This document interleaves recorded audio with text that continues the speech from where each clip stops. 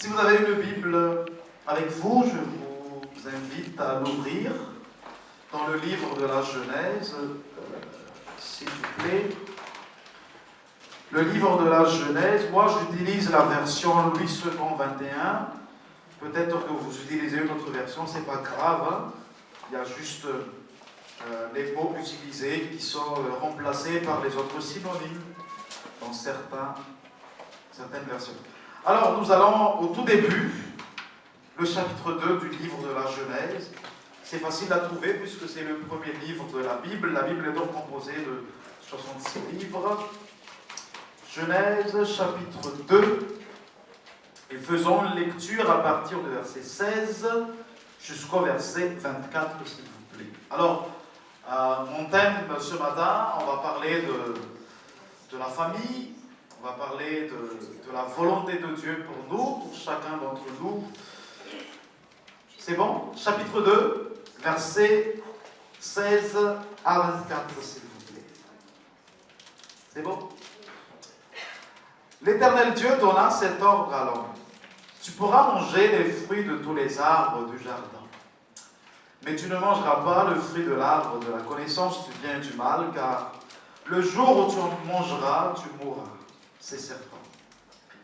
L'Éternel Dieu dit, il n'est pas bon que l'homme soit seul, je lui ferai une aide qui soit son vis-à-vis. L'Éternel Dieu façonna à partir de la terre tous les animaux sauvages et tous les oiseaux du ciel, puis il les fit venir vers l'homme pour voir comment il les appellerait. Il voulait que tout être vivant porte le nom que l'homme lui donnerait. L'homme donna des noms à tout le bétail, aux oiseaux du ciel et à tous les animaux sauvages, mais pour lui-même il ne trouva pas d'aide qui soit son vis-à-vis. Alors l'Éternel Dieu fit tomber un profond sommeil sur l'homme qui s'endormit. Il prit une de ses côtes et renferma la chair à sa place. L'Éternel Dieu forma une femme à partir de la côte qu'il avait prise à l'homme et l'amena vers l'homme. L'homme dit, voici cette fois celle qui est faite des mêmes os et de la même chair que moi. On l'appellera femme parce qu'elle a été tirée de l'homme. C'est pourquoi l'homme quittera son père et sa mère et s'attachera à sa femme et ils ne feront qu'un. Amen.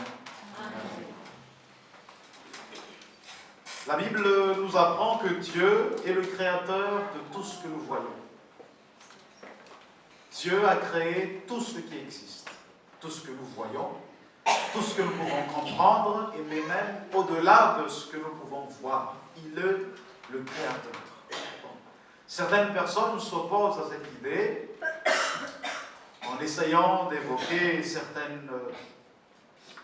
certains principes considérés comme scientifiques qui disent que tout résulte finalement d'un hasard qui se serait produit il y a des milliards et des milliards d'années et comme par miracle ça aboutit à notre existence, à cette beauté que nous voyons autour de nous qui est l'univers et à ce que nous sommes. Bon. Tout le monde a le droit de penser, de dire ce qu'il veut, mais la Bible est formelle. Dieu est le Créateur. Amen. Amen. Et d'ailleurs, moi j'aime bien cette parole de la Bible. L'insensé dit en lui-même, il n'y a pas de Dieu. Celui ou celle qui dit que Dieu n'existe pas est finalement un insensé. Pourquoi? Parce que l'existence de Dieu en lui-même est démontrée autour de nous. La beauté des fleurs, leurs couleurs, les différences remarquables entre telle espèce et telle espèce de plante, la beauté des animaux qui nous éblouit toujours. Une fois, je suis allé à Saint-Gilles, l'aquarium, vous connaissez, en regardant la beauté, la couleur des poissons. Parce que moi, je suis habitué au tilapia que ma femme me prépare. Il n'y a que ça, cette couleur grise. Mais je me suis rendu compte, waouh, tout ça, quelle couleur, quelle beauté, quelle harmonie aussi. Lorsqu'on regarde le ciel, il est bon parfois, frères et sœurs, de sortir le soir. Moi, je sors dans notre poubelle le soir et J'en profite pour lever un peu mes yeux vers le ciel. Et ça m'éblouit de voir la lune, les étoiles, tout ce que nous voyons. Et parfois même, ça m'arrive de méditer sur mon propre corps, ses fonctionnements, les précisions de nos mains, les précisions sur notre corps, et le fait que si un petit organe, ne serait-ce qu'un petit vaisseau à l'intérieur de notre tête, par malheur est cassé un jour, nous connaissons les terribles conséquences. Ça s'appelle l'AVC, une paralysie de toute une partie de notre corps. Précision. Les précisions avec nos yeux, précis. Jamais quelque chose qui a été inventé par un homme jusqu'à maintenant n'a d'égal par rapport au fonctionnement de nos yeux. Tout, notre corps, l'harmonie, tout ça, l'amour que nous ressentons, que nous voulons manifester, ce besoin d'être aimé, inexpliqué par la science, dans notre cœur, dans notre vie. Tout cela, frères et sœurs, crie d'une seule voix, il y a un Créateur. Et que l'on veuille ou non, que l'on veuille émettre des théories, des principes scientifiques ou non, ça ne fera les découvertes scientifiques qui ont déjà eu lieu et à venir ne feront que confirmer qu'il y a un Créateur. Un Créateur puissant, glorieux, au-dessus de tout ça, tout puissant parce qu'il a créé tout ce que nous voyons. Et beau, bon aussi, lorsqu'on regarde la beauté. Lorsque je regarde la beauté de ma femme, je dis Dieu est bon. Dieu est bon.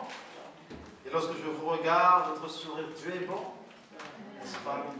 Il nous a fait bien. Parfois, on veut qu'on soit un peu plus maigre, un peu plus gros, un peu plus blanc, un peu plus noir, mais ça, ce sont des trucs secondaires. Vous êtes beau en tant que tel. Dieu est bon. Il est notre Créateur. Et osons croire cela. Et d'ailleurs, ce qui est plus difficile à croire, c'est finalement de croire que tout ce que nous voyons, cette harmonie, cette beauté, tout ça vient du hasard. Quand même, il faut suffisamment de foi pour croire en ça, que d'admettre simplement avec Dieu, avec sa parole, Dieu a créé. Amen.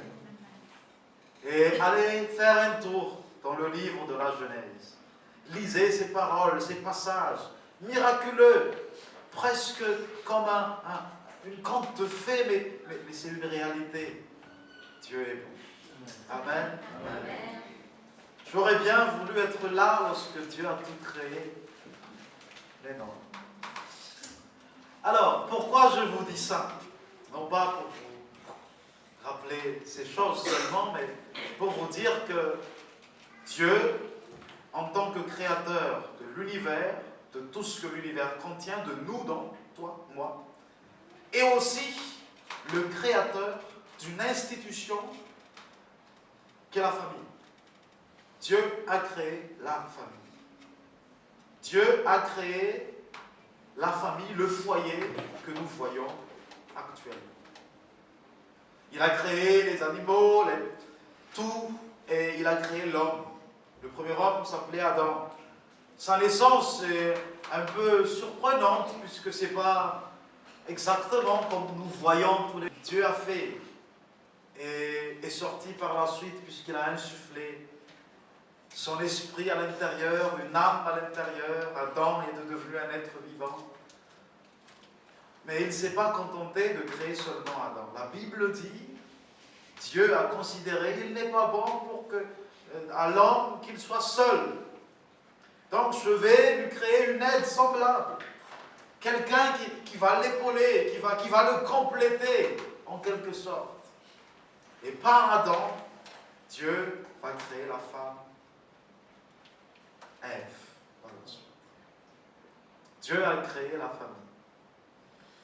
C'est tellement fondamental parce qu'il y a une conséquence qu'on doit tirer par rapport à cette vérité. Je ne sais pas, vous qui avez une voiture, moi j'en ai une, par la grâce de Dieu.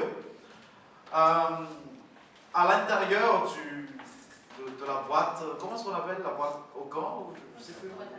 Boîte à gants. Il y a un petit livret.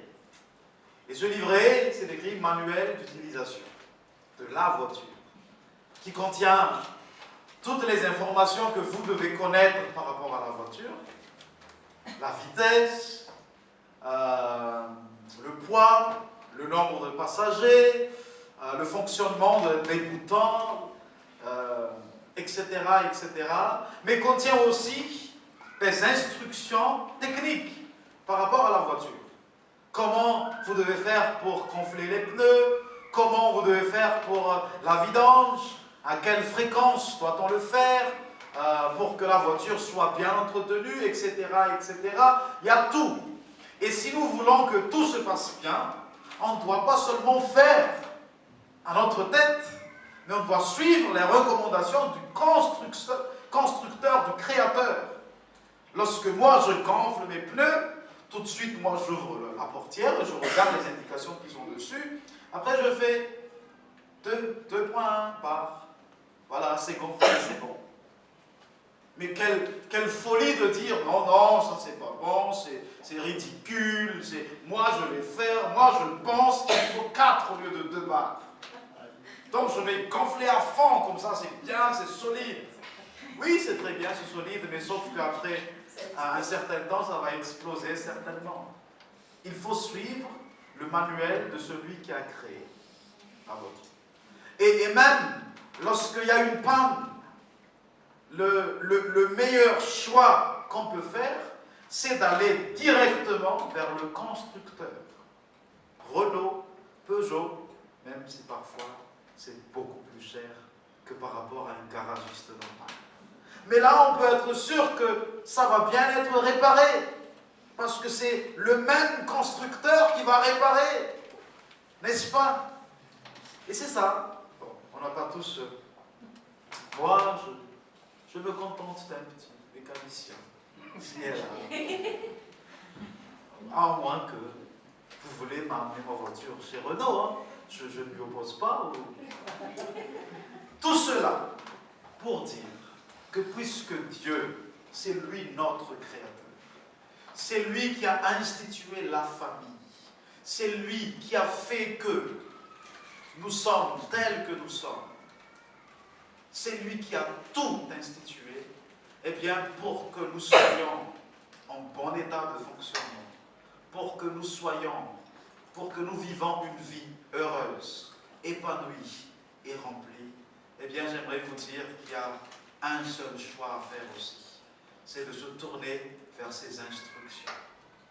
C'est d'aller lire le livret, le manuel d'utilisation qu'il met à notre disposition. C'est d'aller voir quelle est la volonté pour chacun d'entre nous. Beaucoup de gens vivent leur vie comme ça. Beaucoup de jeunes, de moins jeunes, on fait tout ce qu'on veut faire. On se permet de faire beaucoup de choses. La jeunesse est là. On fait les folies de jeunes, les boîtes de nuit, de vie. Et puis, une fois devenu adulte, on travaille, on fait tout ce qu'il y a bon à faire. Si ça nous chante d'avoir 2 ou 3 femmes ou 2 ou 3 messieurs pour nous, eh bien on le fait, c'est pas grave. On ment s'il le faut, on est un peu malhonnête s'il le faut, on vit notre propre vie.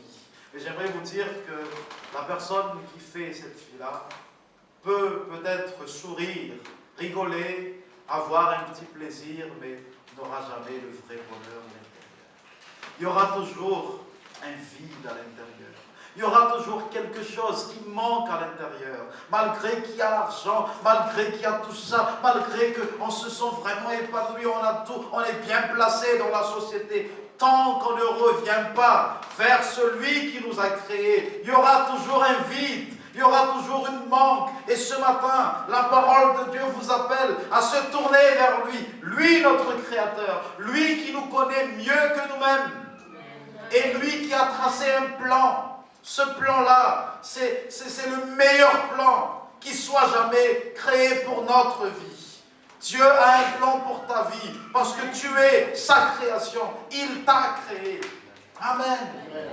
La Bible nous dit, dans les psaumes, il y a David qui dit, Seigneur, avant même que je sois conçu, tu me connaissais. Et c'est toi qui m'as formé lorsque j'étais dans les seins de ma mère. Waouh! Et ça, c'est vrai.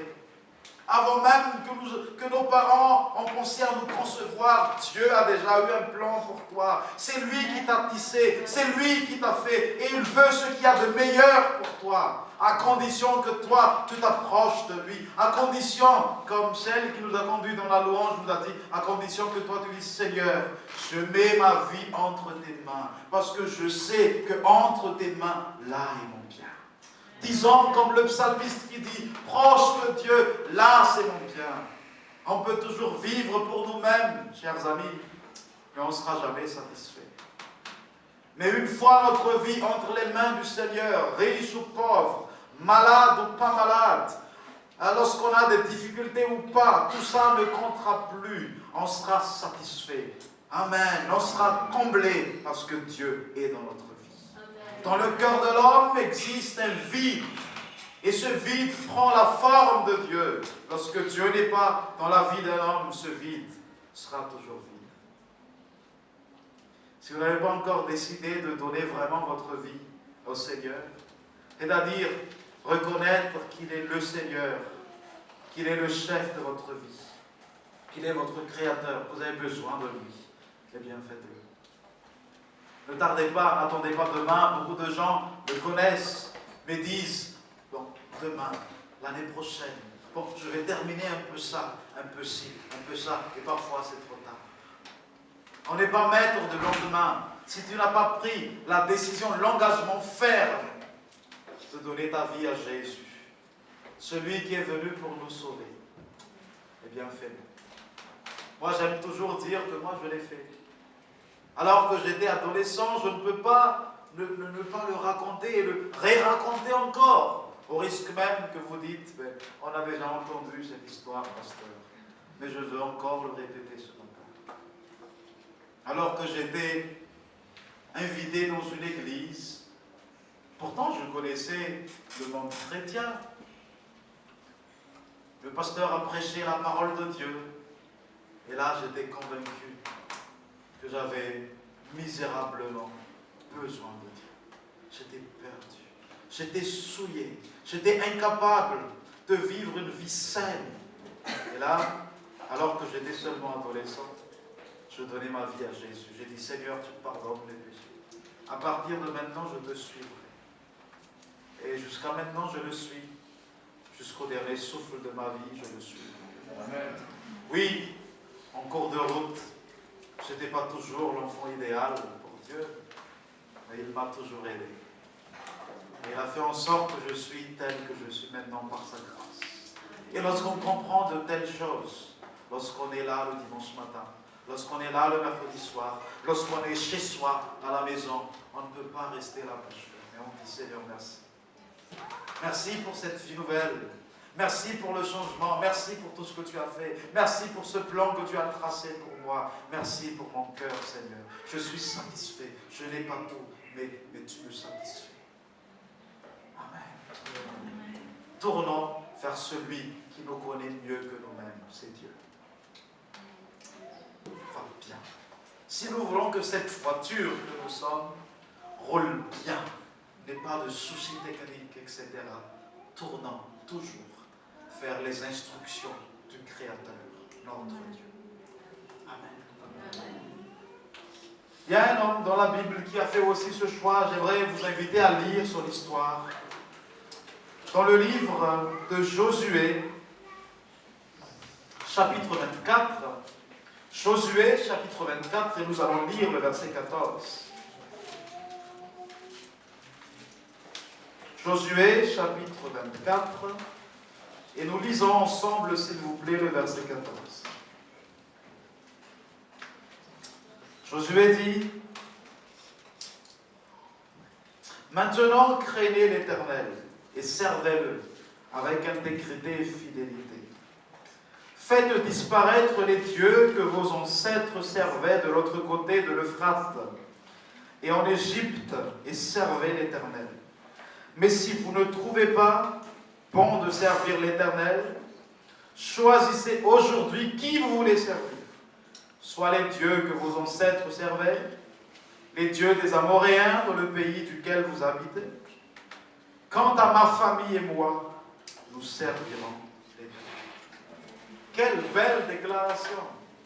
Quant à ma famille et moi, nous servirons l'Éternel, le Dieu de la Bible.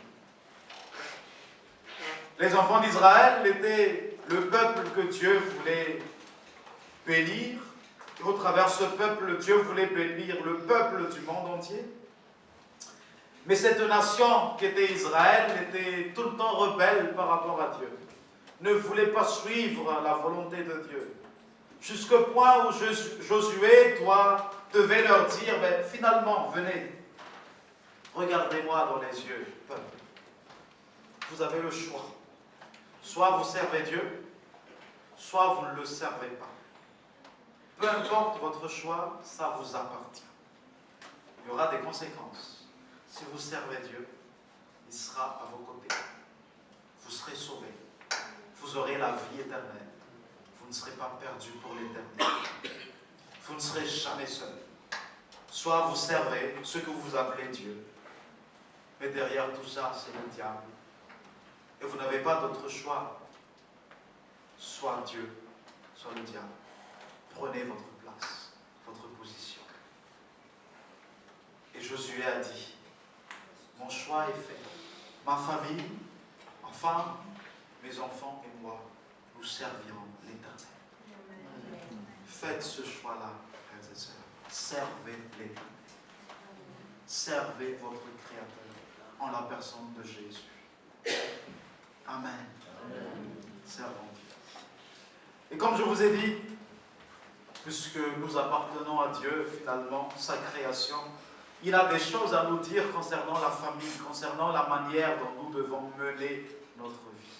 C'est pour cette raison que nous devons tout le temps confier notre vie à Dieu. Mettez votre vie entre les mains de Jésus tous les jours. C'est pour ça qu'un chrétien qui est conscient de cette réalité va toujours prier. Et ça ne sera pas une obligation, ça ne sera pas une habitude religieuse, ça ne sera pas une répétition de prière, ça ne sera pas parce que c'est à telle heure il faut le faire, mais ça sera en connaissance du fait que finalement ma vie dépend de Dieu. C'est mon Créateur, c'est ma source finalement. Et tous les jours, je le remercie.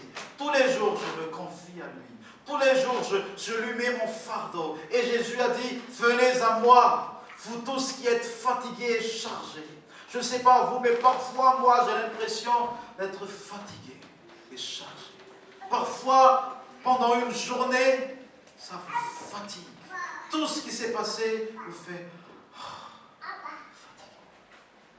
Et à ce moment-là, lorsqu'on se met dans la présence de Dieu, dans la prière, lorsqu'on commence à parler à Dieu, la prière c'est parler à Dieu. Lorsqu'on commence à mener une discussion avec Dieu, au nom de Jésus, eh bien là, notre cœur commence à s'ouvrir. Il y a la présence de Dieu qui commence à envahir notre cœur. Il y a la paix de Dieu qui commence à venir en nous. Et comme si notre fardeau a été ôté, tiré. Nous sommes de nouveau opérationnels. Alléluia. Confiez votre vie à Dieu. Tous les jours. La prière, ce n'est pas seulement une habitude, ce n'est pas une obligation. Mais j'aimerais vous dire que c'est une nécessité si nous sommes conscients que nous dépendons de Dieu. Soyons comme ce psalmiste qui dit, Seigneur, toutes mes sources sont en toi. Et croyons aussi ça. Toutes mes sources. Ma réussite personnelle ici-bas. Pour ceux qui étudient encore, la réussite, le succès pour mes études, ma famille, mon travail, ma santé, tout vient de Dieu et je me confie à lui. Je fais ma responsabilité, n'est-ce pas? Nous voyons que lorsque Dieu a placé Adam dans le jardin d'Éden, Adam travaillait. Adam avait une responsabilité. Il n'était pas inactif, mais il avait besoin constamment de la grâce de Dieu. Et nous avons aussi besoin tous les jours constamment de la grâce de Dieu.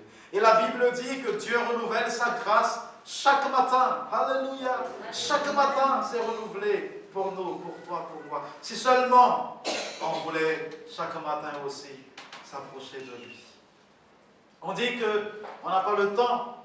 On dit que nous sommes débordés, c'est vrai. Pas plus qu'en métropole d'ailleurs. Mais même si on est extrêmement débordé, la chose la plus essentielle que nous devons faire tous les jours, c'est mettre notre vie entre les mains de notre Dieu. Quitte à renoncer à certaines choses, quitte à renoncer à quelques rendez-vous, quitte à se lever plus tôt que prévu. C'est nécessaire, frères et sœurs. Nous avons besoin de Dieu. Nous avons besoin de l'aide de Jésus, d'être fortifiés. Et en tant que chrétiens, il y a le diable qui veut notre ruine, notre échec. Nous avons besoin que Dieu nous protège, n'est-ce pas? Approchons-nous de lui tous les jours pour recevoir tout ça. Amen. Et quand on parle de la famille, vous avez besoin de prier aussi tous les jours pour votre famille. Si vous êtes en couple, priez pour votre couple. La famille, la source, c'est Dieu. Lui connaît très bien qu'est-ce qu'il faut faire pour que ça marche. Il y a toute espèce de gens qui ont fait de bonnes études, des psychologues qui ont étudié sur la famille, des conseillers conjugaux, comme on appelle, qui veulent donner de bons conseils d'ailleurs. Ce sont des conseils bienvenus, dans la plupart des cas. Mais je pense que le meilleur conseiller conjugal, c'est celui qui nous a formés. C'est celui qui a institué la famille, lui qui connaît tout. S'il y a un souci, allez voir Dieu. S'il y a un souci, allez le voir, parlez-lui. Amen. Et soyez aussi attentifs à sa parole. La Bible, ce n'est pas seulement un livre qui raconte de belles histoires, qui parle de gens, de héros, qui parle de Jésus, mais la Bible, c'est aussi le livre, la parole de Dieu, qui contient les instructions nécessaires pour le succès de notre vie, pour le succès de notre mariage, pour le succès de tout ce que nous allons entreprendre. Tout est là. Allez voir les conseils de Dieu, lisez la parole de Dieu. C'est pour ça qu'il est aussi important pour un chrétien de lire la Bible. Parce que lorsqu'on lit la Bible, c'est comme si on lit le manuel d'utilisation pour la voiture, pour voir là. Ça, il faut faire, ça, il ne faut pas faire. Et lorsqu'on suit les recommandations de Dieu, notre vie ne peut qu'aller mieux. Amen. Lisons la Bible. C'est pour ça que nous mettons en place ces programmes de lecture. Non pas pour vous obliger à lire. Il n'y a jamais d'obligation. Mais pour vous dire que c'est important parce que Dieu a tant de choses à nous enseigner dans la vie. Amen. Nous ne savons pas tout. Il y a des chemins que nous considérions comme de bons chemins, mais qui sont finalement des chemins qui mènent à la perdition. Et on ne sait pas. Mais lorsque Dieu nous parle, on découvre, on sait. Qu'est-ce qu'il y a de meilleur? Amen. Amen. Considérez la Bible comme une chance que Dieu nous donne, comme un trésor que Dieu nous a donné. Et un trésor qui va certainement nous étonner, si seulement on se met à la recherche des meilleures solutions et d'aller voir les solutions que la Bible préconise. Amen. On parle de famille. Maintenant, malheureusement, dans notre siècle, apparemment, Zacharie a prêché un jour et c'est une situation triste. Peut-être l'avez-vous même vécu. Je partage la même compréhension que vous, mais c'est une réalité aussi. Zacharie nous a dit que, je ne sais pas, 1 sur 3 des couples, combien de pourcentage de divorce en France? 75% des gens qui sont mariés finissent par divorcer. C'est beaucoup.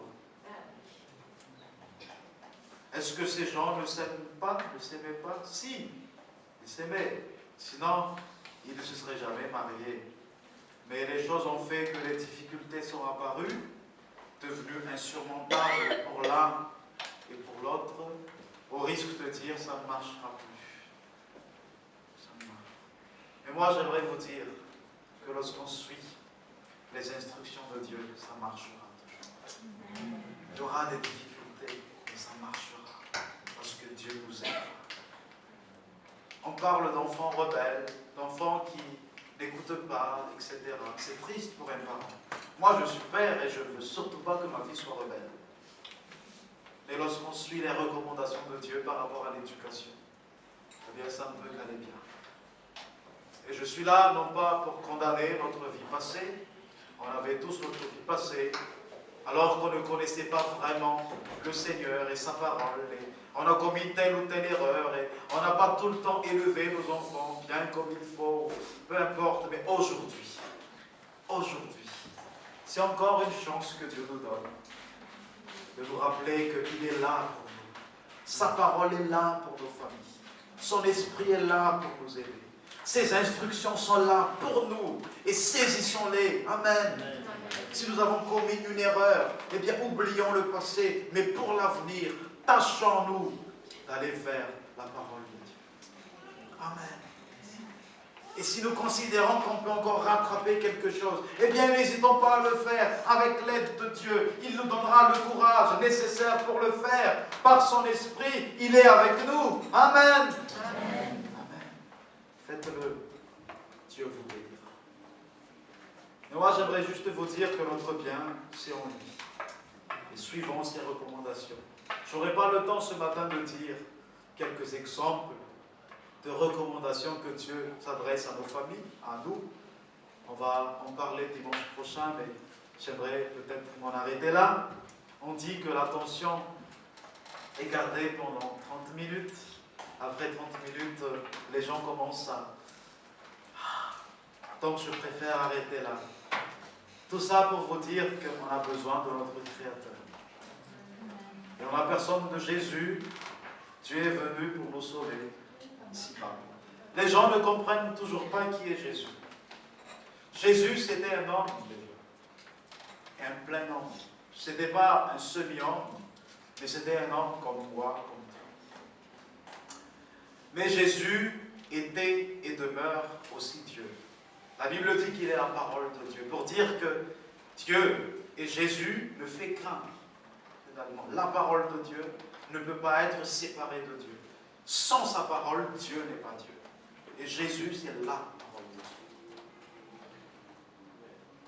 Mais malgré le fait qu'il est Dieu, le Fils éternel de Dieu, c'est-à-dire celui qui est en Dieu, la parole de Dieu, il est venu pour devenir un homme comme nous, pour prendre notre place, notre condamnation. Il est mort à la croix pour nous. Et c'est ce que nous allons rappeler lorsque nous prenons la Sainte Seine. La coupe qui représente le sang qu'il a versé, les souffrances qu'il a dû endurer pour nous sauver. Et le morceau de pain qui représente le corps de Jésus, tout ce qu'il a fait pour nous, tout ce qu'il a porté. Mais ça nous rappelle aussi que lorsqu'on a reçu Jésus dans sa vie, on est pardonné, on est lavé, on est purifié. Et on a l'espérance qu'un jour viendra, alors que nous allons quitter cette terre, nous allons le rejoindre pour l'éternité. Et ça, c'est le bonheur d'être avec Dieu. De savoir qu'on est sauvé. En plus d'avoir une aide à nos côtés, on est sauvé pour l'éternité.